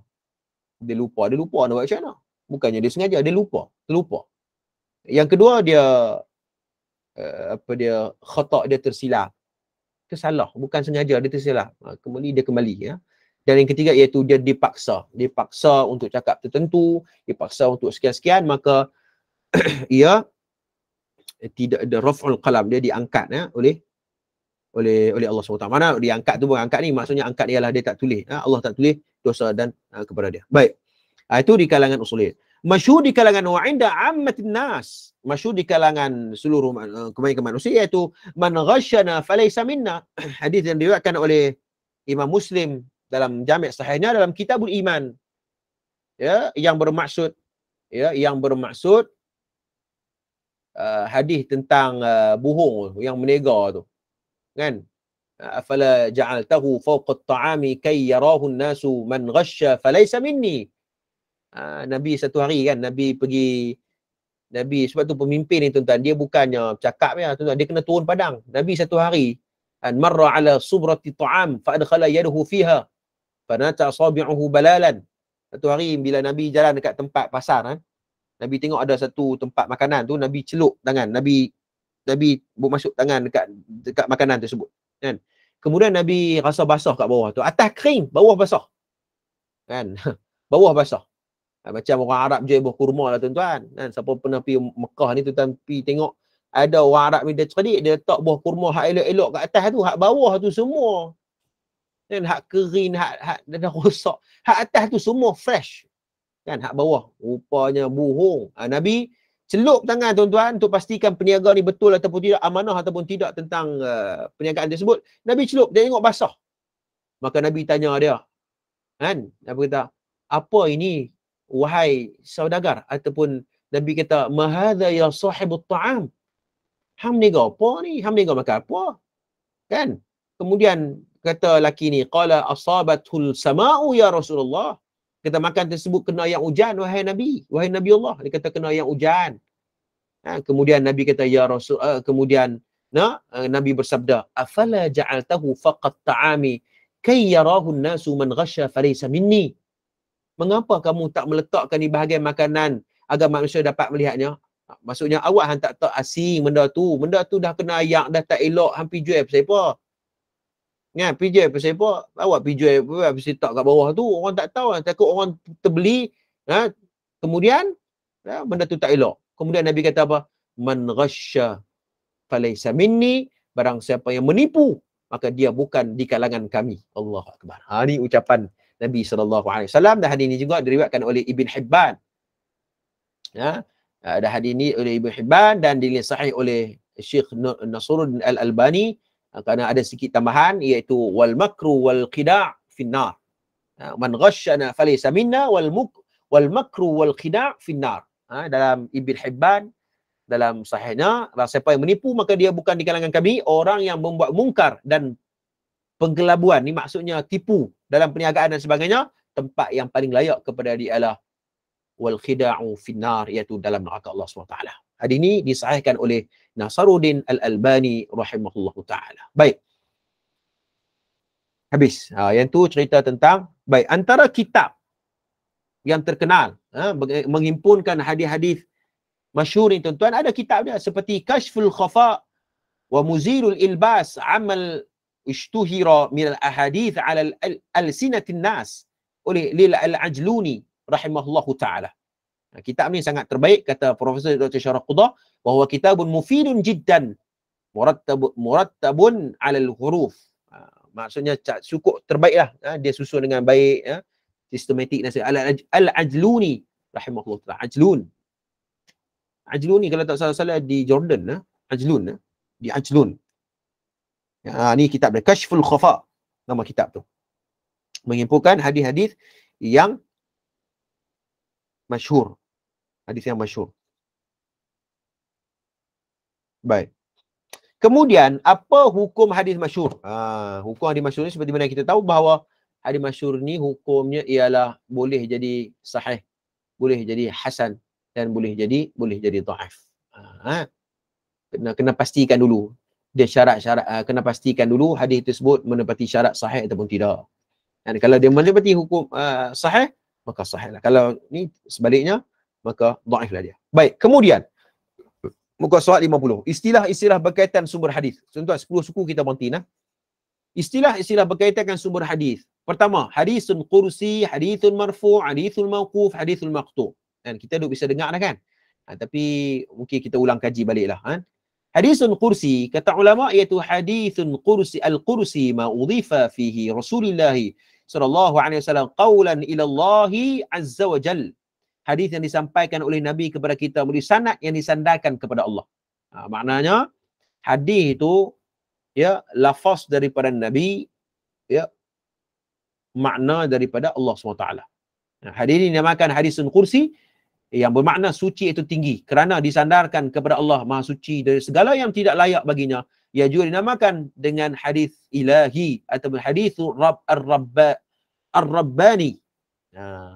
Baik, tentang tengok perbezaan antara Al-Quran dengan hadis kursi. Kata, kalau lagu tu sama dengan Quran kan? Tak sama. Tentang tengok apa perbezaan dia. Perbezaan dia ialah Quran yang lafaz dan maknanya adalah daripada Allah. Maknanya Al-Quran itu kalamullah, ucapan daripada Allah, makna lafaz daripada Allah, dan juga makna daripada Allah. Adapun hadisun kursi, makna daripada Allah, lafaz daripada Nabi. Makna daripada Allah, lafaz daripada Nabi. Yang kedua, membacanya dikira ibadat sama ada dalam salat ataupun selainnya. Yang kalau hadis kursi membaca tak kira ibadat. Dan tak boleh untuk kita membaca dalam salat. Contohlah, kan, kita jumpa satu hadis kursi, kan, qala Allah a'dattu li'ibadi as-salihin. Contohnya dia baca hadis kursi. Kan, ini hadis kursi kalam Allah, makna Allah. Kan, kemudian dia pergi lepas baca Al-Fatihah, kononnya dia baru belajar ilmu asas, ilmu ulum hadis. Kan, habis sampai dekat ni dia tutup laptop ke apa tu, handset, dia pergi tidur ataupun dia pergi tengok Piala Dunia contoh kan. Dia tak dengar bagi habis. Kan? Dia jadi tu imam, dia baca hadis kursi kan. Habis baca Al-Fatihah dia baca. Lepas tu orang petikai kat dia. Siapa hang baca hadis kata tadi? Lepas tu hang baca Quran, siapa baca hadis? Lepas tu dia kata hadisun kursi hadithun makna daripada Allah, lafaz daripada Nabi. Kita kata bahawa hang ni mengaji sekerak jalan. Mengajaklah sampai habis, kan? Jadi tak boleh, tak boleh. Sebab hadis yang dikatakan pahala itu iaitu merujuk kepada ibadat khusus. Maknanya bacaan bagi Quran itu ibadat khusus. Ada nas yang jelas cerita tentang baca Quran dapat pahala secara khusus. Adapun baca hadis kursi, ya, tidak ada nas secara jelas. Hanyalah mendapat pahala boleh kalau kita baca hadis dapat pahala, tapi hanya sekadar mendapat pahala bersifat ibadat umum. Contohnya kita dapat baca hadis untuk merasakan kecintaan kita kepada Nabi, ya, untuk beramal dengan sunnah Nabi, ya, untuk apa sekian-sekian. Jadi kita dapat pahala begitu, bukan dapat pahala ibadat khusus. Ibadat khusus. Iaitu berkaitan dengan maknanya ada perbezaan dia. Yang ketiga itu mutawatir syarat dengan penerimaan riwayat ayat-ayat Quran. Maksudnya Al-Quran mesti mutawatir. Kita tahu, ya, orang tak boleh bohong atas nama Quran. Dia kata tak boleh, pokoklah Quran ni lain, Quran sana lain, kan? Tak, semua sama. Walaupun perbezaan qiraat, tuan-tuan, qiraat berbeza, tapi sanad dia maka sahih mutawatir. Sanad dia betul. Sebab tu kalau kita nak kata bahawa ada qiraat lain dan sebagainya, kita kena i'tis sanad, datangkan sanad. Datangkan sanad. Kalau sanad dia elok, dia mutawatir, maka kita boleh ambil sanad tersebut. Baik, mutawatir bukan syarat dalam menerima hadis kursi. Dan hadis kursi bukan syarat mutawatir. Sebab tu hadis kursi ni tuan-tuan, dia boleh jadi sahih, dia boleh jadi dia boleh jadi hasan, dia boleh jadi dhaif. Dia tak semestinya walaupun hadis kursi tapi kita kata bahawa hadis semua sahih. Dah, dia boleh jadi sahih, dia boleh jadi dhaif, dan dia boleh jadi hasan. Kena check lah, kena buat analisis ataupun kena check ada sudut sanad dan matanya betul ataupun tidak. Baik, contoh hadis kursi yang dikeluarkan oleh Imam Bukhari dalam Kitab Tauhid. Ma rawahu Abu Hurairah radhiyallahu anhu 'anil Nabi sallallahu alaihi wasallam qala Allah Ta'ala. Tengok, di antara salah satu cara untuk kita pastikan hadis kursi, mestilah hadis itu dimulai dengan qala Allah. Tuan-tuan, nampak tak? Walaupun ni hadis tapi Nabi kata Allah berfirman, berfirman. Qala Allah Ta'ala, qala Allah Ta'ala, qala Allah Azza wa Jalla. Jadi maknanya hadis kursi kita tahu dah. Qala Allah Ta'ala a'adattu li'ibadi as-salihin ay fil jannati ma la 'ainun ra'at wa la udhunun sami'at wa la khatara 'ala qalbi al-bashar, 'ala qalbi bashar. Kata Nabi SAW, meriwayatkan oleh Abu Hurairah, Allah berfirman, aku menyediakan untuk sekalian hamba-Ku yang saleh. Maksudnya Allah bagi orang yang saleh ni, syurga ni, apa yang belum kelihatan oleh mata dan didengari oleh telinga, dan juga tidak timbul dalam hati manusia untuk menghayatinya. Maknanya Allah bagi ganjaran bagi orang soleh ni syurga. Syurga ni dia tak sama macam gambaran kita kat dunia ni. Kalau kita bahawa gambaran dunia ni hebat sangatlah, nikmat sangatlah, kan? A'addu li'ibadati salihin ma la 'ainur ra'at. Tak boleh tengok lah, tengok. Kalau kata minum arak sedap macam mana pun di dunia, tak sama arak dalam syurga. Kita kata bahawa nak kereta paling mewah lah, kan? Paling mewah nak kereta ni. Tak semewah ataupun tak seindah, tak senikmat naik kereta contohnya dalam syurga. Kerana ini disebut wa idza udhun sami'at wa la khatara 'ala qalbi bashar. Tak sama, kerana nikmat Allah SWT bagi. Mana hadis ni hadisun qudsi, qala Allah Ta'ala, qala Allah Azza wa Jalla. Baik, kemudian ya, hadithun marfu'. Al-marfu' ma udhifa ila Nabi sallallahu alaihi wasallam. Oh, saya terlupa tadi nak bagi tahu, ada satu maklumat saya lupa. Sebelum kita pergi lagi jauh, kebetulan saya ingat ya, ada benda yang saya nak kongsi ya, berkaitan dengan hadis ahad tadi ni. Hadis ahad tadi ni, tuan-tuan, hadis ahad tadi ni, tuan-tuan, kita pisat. Sebab saya dah membaca, tuan-tuan. Saya sebelum saya dah buat kelas kat tuan-tuan ni, saya membaca beberapa jam untuk bentang kepada tuan-tuan. Jadi bila saya teringat tu, saya nak sebutlah juga, kan, kaedah, kan, rugilah saya belajar ataupun buat homework ataupun buat rujukan tapi tak kongsi kepada tuan-tuan. Saya nak kongsi juga, kan. Baik, berkaitan dengan hari Ahad ni, tuan-tuan, saya pembahasan tadi. Hari Ahad ni, tuan-tuan, ya, ada perbahasan ya berkaitan dengan hal yuqbalul ahadu as-sahihu fil aqidah. Ya, apakah hukum untuk kita mengambil hadis ahad ya, khususnya dalam bab akidah? Boleh tak? Saya rasa bahawa sebahagian kita sudah tahu maklumat ini, tapi untuk siapa yang tidak tahu, kita kongsi, kita berbincang. Iaitu, adakah diterima hadis ahad? Hadis mutawatir, hadis ahad dari sudut akidah. Para ulama ittafaqal ulama'u ala wujubil al-amali bil hadis ahad idza kana sahihan aw hasanan. Sepakat para ulama wajib beramal dengan hadis ahad jika sekiranya hadis itu sahih ataupun hasan. Amma fil aqidati, sama ada dari sudut akidah, boleh. Tuan-tuan. Ya, fayadda'i ba'dhum annahu la yu'khadhu bihi, tapi sebagian ulama kata tak boleh. Bal yajibu an yakuna al-hadithu fil aqidati al-mutawatiran. Sebagian ulama mengatakan tak boleh, hadis ahad mestilah diambil dengan hadis yang mutawatir. Kerana apa? Kerana akidah ni ialah akidah yang bersifat jazam. Mana boleh kita ambil hadis yang ahad. Ahad ni tak jazam. Jadi ada sebagian ulama berkata begitu.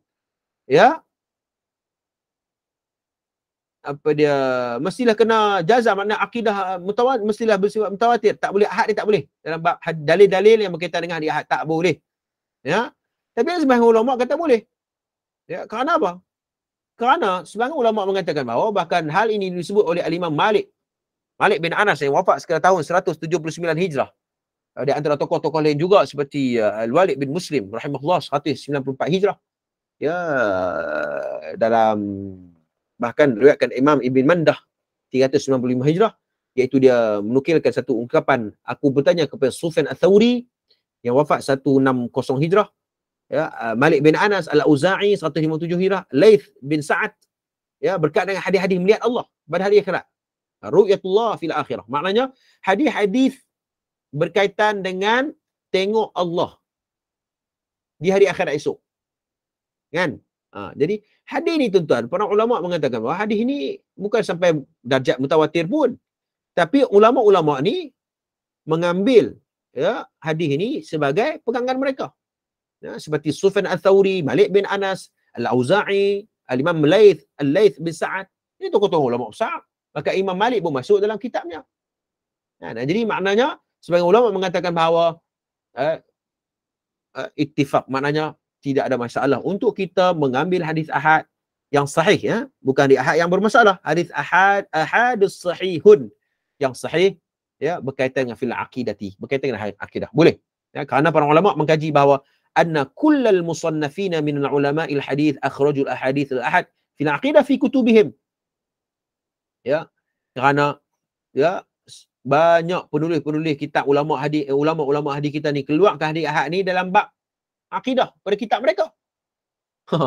Jadi maknanya banyak ulama-ulama hadis besar kita ni dia keluar hadis-hadis ahad ni berkaitan dengan akidah ni dalam kitab-kitab depa. Kan? Bahkan kata Syarah Qudah, annahu la yujadu fil amal al-islami ala madar al-arba'at al-ashar al-qarnan kitabun wahidun fil aqidati lam yadhkur fihi sahibu illa al-ahadith mutawatirah. Kan dia kata sepanjang 1400 tahun ni, kan, kalau kita nak kumpul hadis mutawatir saja berkaitan dengan akidah sikit sangat. Kan, berapa sikit sangat berkaitan dengan hadis akidah ni. Jadi jadi macam mana untuk kita nak memahami akidah Allah, akidah Islam ini secara betulnya. Dan para ulama mengatakan bahawa berkaitan dengan hadis ahad ni, sebenarnya kita tahu bahawa hadis ahad ni berbagi kepada tiga. Kita bahas ni hadis gharib, masyhur dan aziz. Dan para ulama mengatakan bahawa hadis ahad ya, wa amma munkirul ahadi al-qawiyyi fayathamu wa la yakfuru. Hadis ahad kalau kita ingkar dia tak sampai tahap kafir. Tetapi dosa besar. Al-qawiyul fayathamu. Dosa besar, tapi tak sampai kafir. Ini kata ulama. Dalam bab akidah berkaitan dengan hadis ahad. Adapun anna munkiral mutawatiri yakfuru. Seperti yang kita bahas tu, kalau hadis mutawatir ingkarnya kafir. Wallahu a'lam.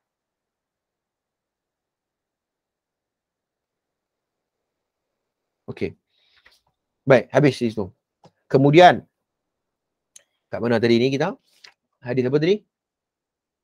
Hadis kursi kan? Baik, hadis marfu'. Hadis marfu' ialah hadis ma udhifa ila Nabi sallallahu alaihi wasallam min qaulin aw fi'lin aw taqrir aw sifatin aw khilqiyah aw sifatin khulqiyah muttasilan aw munqati'an. Ya, hadis marfu' ialah hadis yang disandarkan kepada Nabi melalui perkataan, perbuatan atau takrir sifat tanpa mengira sanad bersambung ataupun terputus. Ya, marfu' ni ia rujuk kepada, maknanya dia punya sanad itu merujuk kepada terus kepada Nabi SAW. Makna bukan terus, maknanya sanad dia tu sampai kepada Nabi. Maknanya dia punya tabaqat dia tu sempurna. Ada tabi'in, ada sahabat, ada Nabi SAW. Macam tu. Contohnya min tariqi Abdul Malik bin Rabi' bin Sabrah an abihi an jaddati qala Rasulullah SAW. Macam tu. Maknanya dia punya tabaqat dia tu tak terputus. Maksudnya dia tak langkau tabaqat. Dia tak langkau dia punya generasi tu. Contoh tiba-tiba pula daripada generasi tabi'in, kemudian dia tak sebut sahabat, dia terus kepada Nabi. Jadi kita kata bahawa itu tergolong bukan di kalangan hadis marfu'.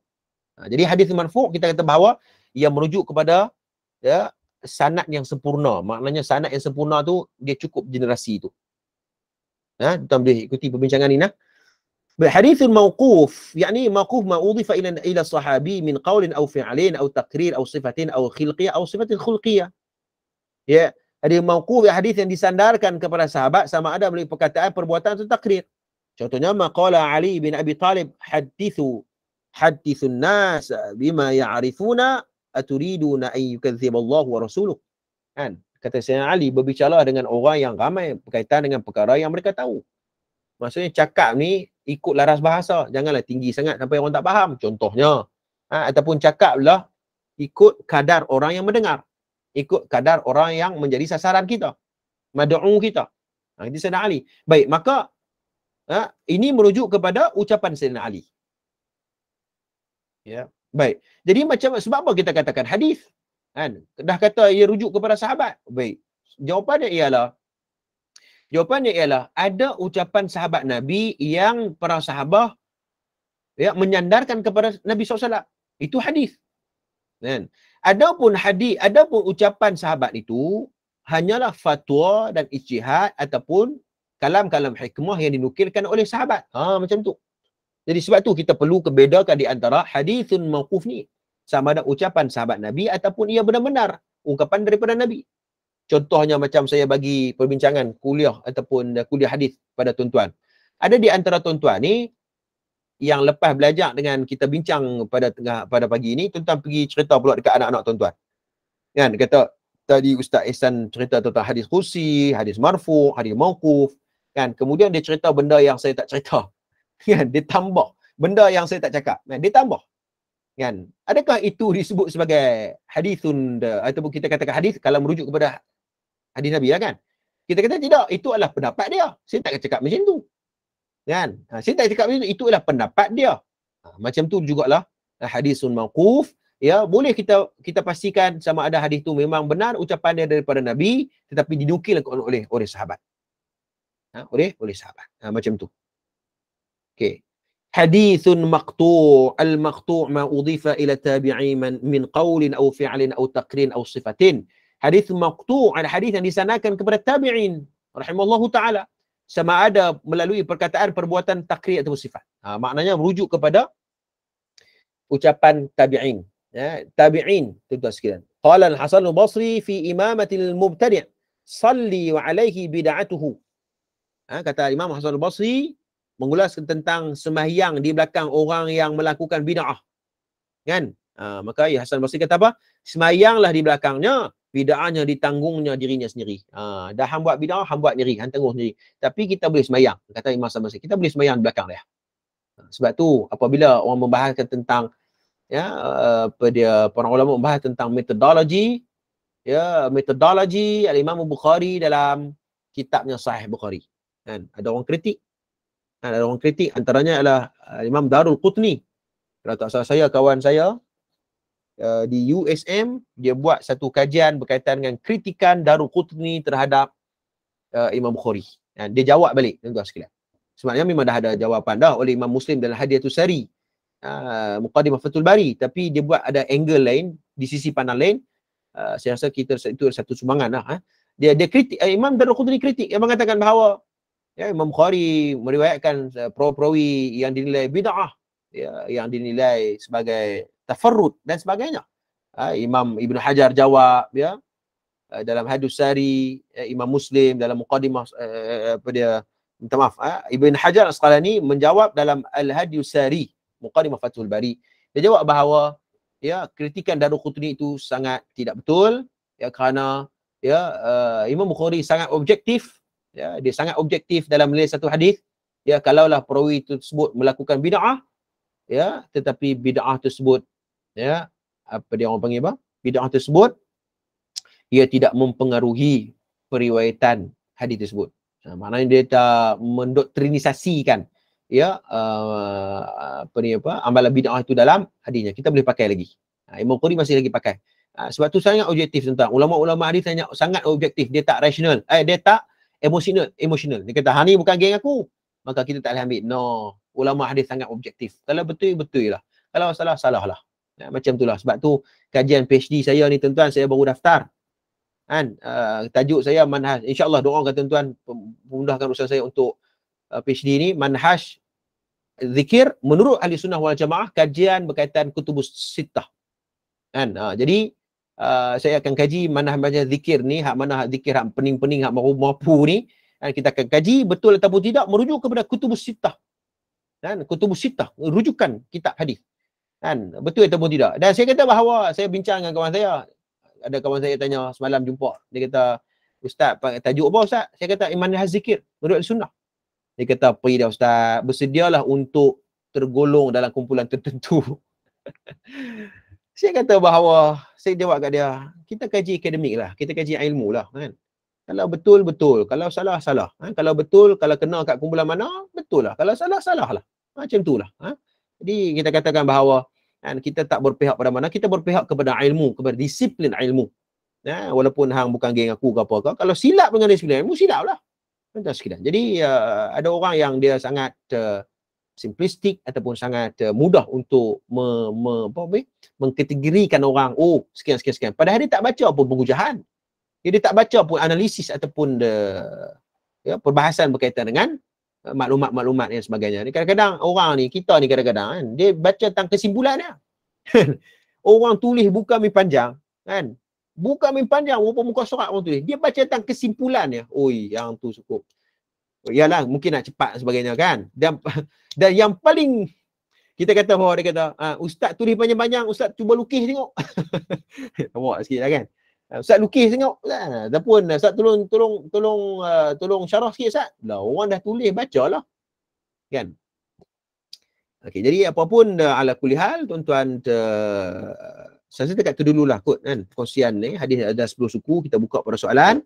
Tuan-tuan tengok muka surat 54 tu, tuan-tuan tengok rajah dia. Cukup cantik tuan-tuan untuk kita memahami tajuk yang kita sudah bahas berkaitan dengan asas bagi ulumul hadis. Tuan-tuan tengok cantik tuan-tuan, cukup seronok. Tuan-tuan tampai dekat, tuan-tuan print out ke apa ni, tampai dekat bilik tidur tuan-tuan. Tuan-tuan tengok, hadis kursi duduk tang mana, mutawait tang mana, dirawayah tang mana, gelaran hafiz, al-hujjah, sebagainya, apa maksud riwayah, khabar. Jadi kita sudah belajar benar-benar istilah-istilah ataupun mustalahat yang terkandung dalam ilmu ulumul hadis. Jadi insya-Allah pertemuan akan datang kita akan bahas berkaitan dengan hadisun sahih. Nanti kita akan bahas ciri-ciri hadis sahih itu apa? Apa bahagian dia, dan apa syarat-syarat dia, dan hadis hasan, hadis dhaif. Jadi kita akan pergi satu persatu. Insya-Allah kita buka soalan, wallahu a'lam. Baik, ada soalan daripada Tuan Abu Adam. Assalamualaikum. Berapa jumlah hadis kursi yang sahih dan kitab mana yang mengumpulkan hadis-hadis kursi? Dari sudut bilangan saya tidak tahu, wallahu alam. Ada memang bilangannya, tapi kalau tanya untuk spesifik bilangan secara ni, hadis kursi, saya tak pasti berapa bilangan dia, tapi tuan-tuan boleh tengok. Boleh ada khas kitab yang menghimpunkan hadis-hadis kursi ni. Sekejap saya rujuk kitab ni kejap. Hadithun kursiyun.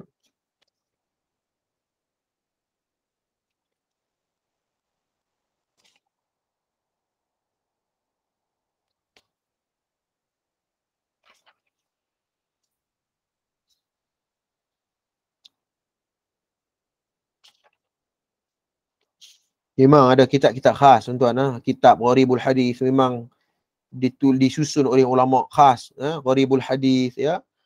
Hadis tentang syaz, dia berkumpul dah. Ulama-ulama dulu sudah berjasa kepada kita tuan-tuan. Cuma kita saja yang kena buka dan kena membaca tuan-tuan. Banyak ribuan kitab-kitab yang ada. Sebab tu tuan-tuan, kan, ustaz-ustaz kita ni tuan-tuan, banyak habis duit tang beli kitab. Tapi hari ni sudah ada PDF kan, sudah ada PDF, sudah ada Maktabah Syamilah, tapi kadang-kadang tak puas tuan-tuan. Bila tengok kat PDF ni dia tak puas. Dia kena pegang, dia kena tulis, dia kena catat, baru dia puas.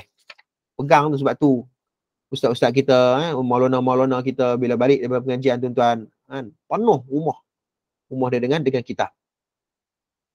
Ya, sekejap ustaz jumpa hadis kursi ni tang mana dia punya.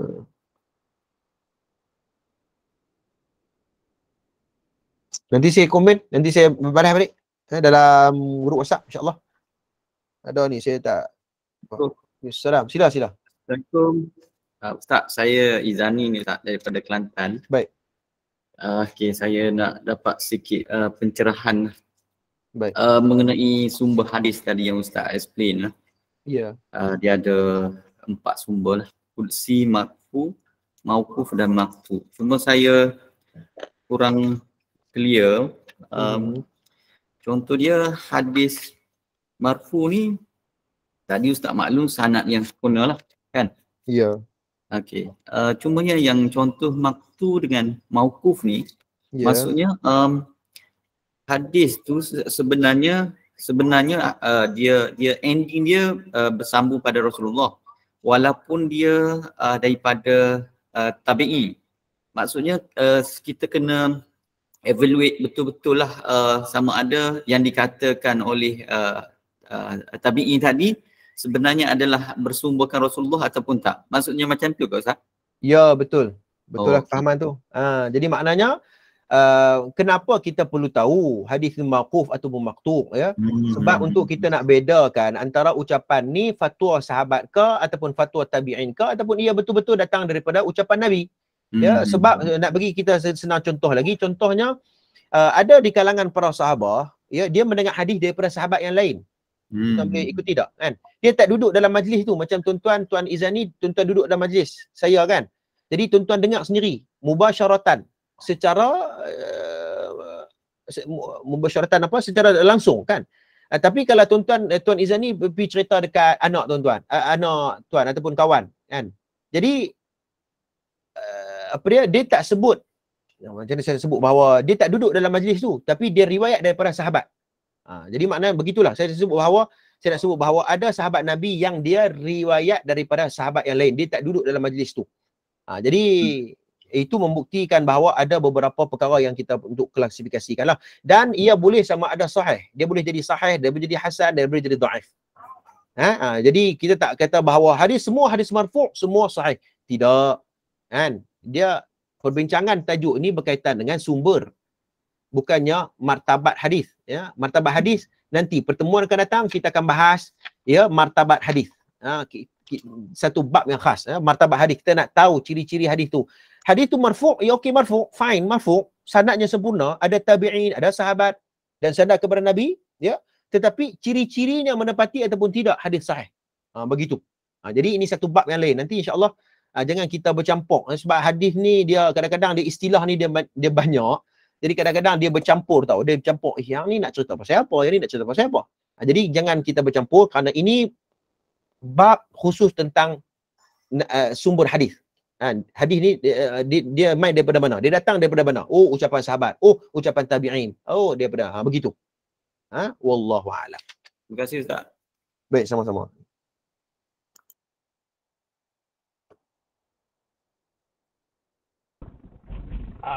Assalamualaikum Ustaz. Assalamualaikum, ya. Saya Roslan. Saya nak bertanya berkaitan dengan martabat hadis yang diriwayatkan oleh Al-Bukhari dalam Adab Al-Mufrad lah, dalam kitab Al-Adab Al-Mufrad.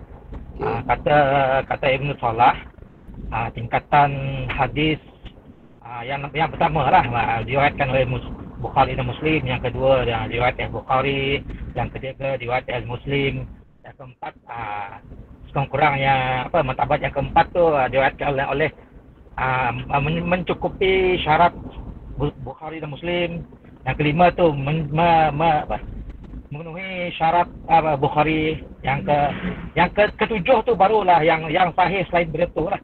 Macam mana pendapat Ustaz berkaitan dengan sahih yang diriwayatkan dalam Adab Al-Mufrad oleh Bukhari? Okey, terima kasih Tuan Roslan, ucapan yang baik. Untuk maklumat semua, ya, apabila dikatakan bahawa hadis sahih riwayat Bukhari, ya, merujuk kepada kitab Jami' Sahih Al-Bukhari. Ya, merujuk kepada, sebab tu orang apabila mengkaji tentang keunggulan ataupun kesarjanaan Imam Bukhari dalam bidang hadis, mereka akan merujuk kepada kitab Jami' Sahih Al-Bukhari, bukan Adabul Mufrad. Adapun Adabul Mufrad, ya, ada mengandungi hadis-hadis yang bermasalah. Kita kena adil dalam menilai, ya, ada. Tetapi merujuk ke bukan semua hadis yang dalam kitab Adabul Mufrad itu sahih, bukan, ya. Yang merujuk kepada sahih ini adalah kitab Jami' Sahih Al-Bukhari. Ya, itu pertama. Yang kedua, berkaitan dengan Tuan Roslan sebut tadi ni, ya betul, saya setuju. Ya, berkaitan dengan tingkatan-tingkatan untuk penerimaan sesuatu hadis, ya. Ada yang hadis yang menepati syarat-syarat, ya, Bukhari, Muslim sebagainya, seperti yang telah dilakukan oleh Imam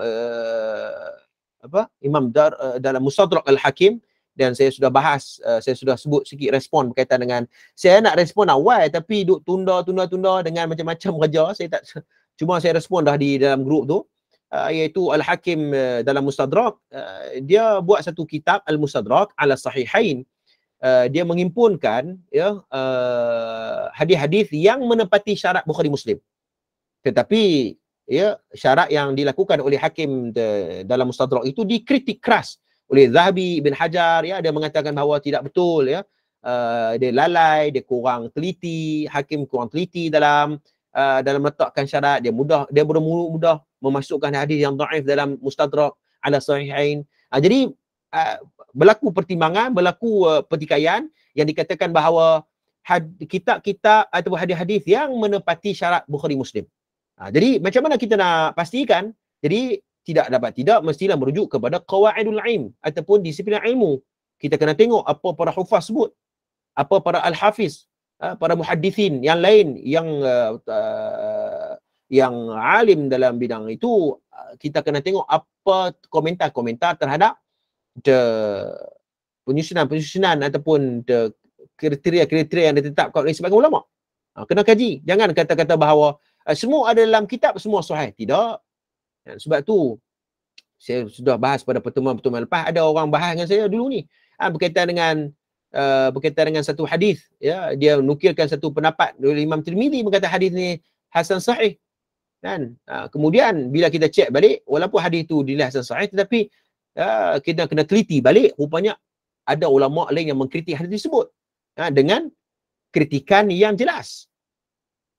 Jadi maknanya kita kena tengok balik penilaian ulama, supaya jangan kita berpada dengan satu ni saja. Wallahu a'lam. Baik. Terima kasih, Ustaz. Baik, sama-sama.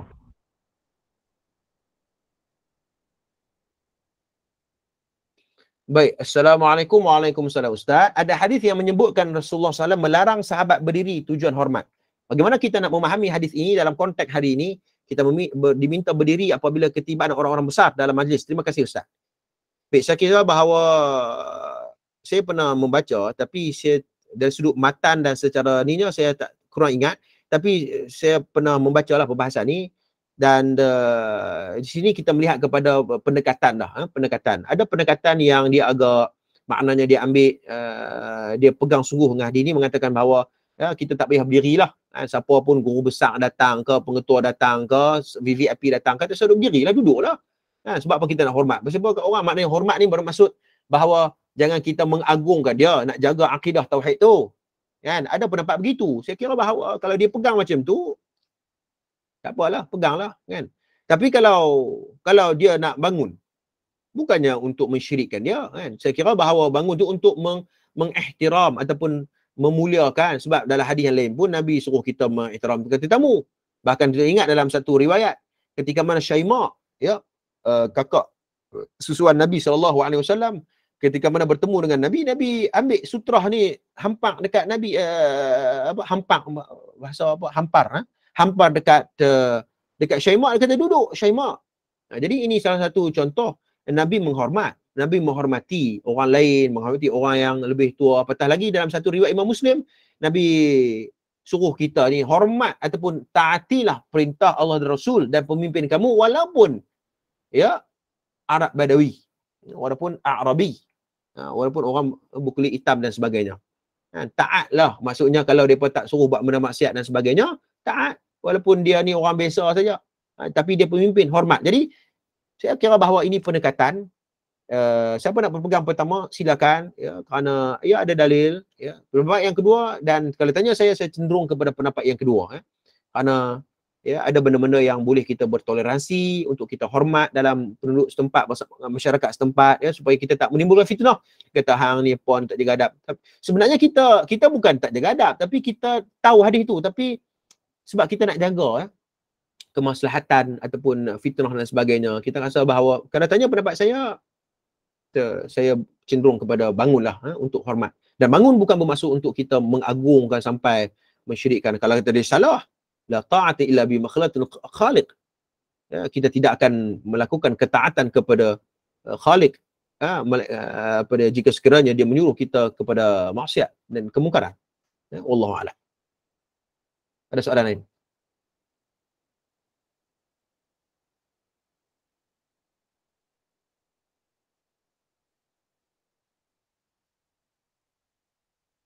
Yes.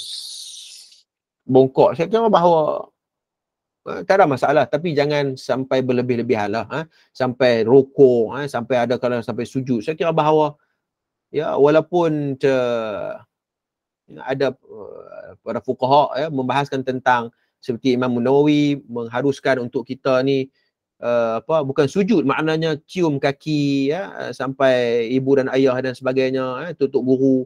Saya rasa saya kena adil, ya, benda ni memang ada perbahasan fuqaha, ya, bahas, tetapi kita katakan bahawa Islam bukan ajak sampai macam tu. Kita hormat ni berpada-pada, kita nak menutup sadud dhara'i', menutup benda-benda yang lebih mudarat. Ya, kita hormat sekadar hormat dia sebagai orang alim, ya, dia sebagai seorang tokoh agama, orang berbakti dalam masyarakat, ya. Sederhanalah dalam segala hal, khairu umur awsatuhu, ya, sebab baik perbuatan itu sederhana, janganlah sampai ekstrim, sampai berlebih-lebih, habis bongkok, cium tangan tak habis cium ni, cium kat ni sini pula. Kan kita bahawa sederhanalah. Nak cium tu boleh, cukup lah, maknanya kita hormat dia sebagai seorang tokoh ilmuwan dan sebagainya.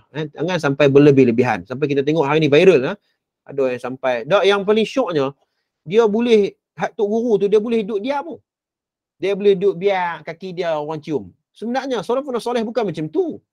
Salafun tuan-tuan sekalian, dia berusaha untuk, sebab tu Fudail bin Iyad, ya, dia pernah mengatakan bahawa kalaulah dibiarkan benda ini berlaku, ya, kemungkinan besar ia akan mendatangkan kemudaratan yang cukup besar. Jangan biar orang ni sampai ta'assub dengan kita ni. Jangan biarkan. Ya, buat cepat-cepat. Sebab tu kadang-kadang ustaz kita yang dijaga benda ni, tuan-tuan, bila orang cium tangan, dia tarik, bukan sombong.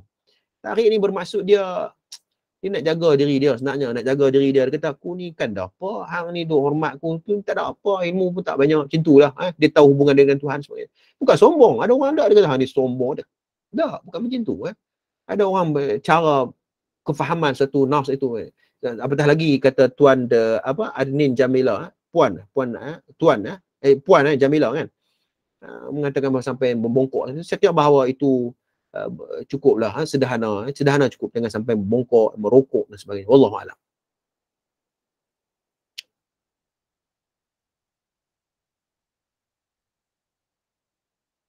Baik, jazakallahu khair. Puan,